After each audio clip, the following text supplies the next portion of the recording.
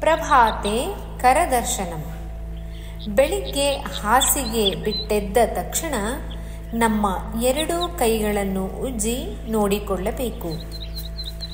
ಕರಾಗ್ರೇ ವಸತೆ ಲಕ್ಷ್ಮೀ ಕರಮಧ್ಯೆ ಸರಸ್ವತಿ ಕರಮೂಲೆ ಸ್ಥಿತಾ ಗೌರಿ ಪ್ರಭಾತೆ ಕರದರ್ಶನಂ. ನಮ್ಮ ಹಸ್ತದ ಅಗ್ರಭಾಗದಲ್ಲಿ ಅಂದರೆ ಮೇಲ್ಭಾಗದಲ್ಲಿ ಲಕ್ಷ್ಮೀ ದೇವಿಯು ವಾಸ ಮಾಡುವಳು.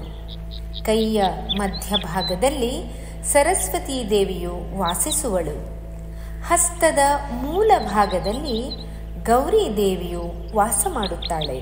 ಆದ್ದರಿಂದ ನಿತ್ಯವೂ ಬೆಳಗ್ಗೆ ಎದ್ದ ತಕ್ಷಣ ಸ್ವಹಸ್ತ ದರ್ಶನ ಮಾಡಿಕೊಳ್ಳಬೇಕು.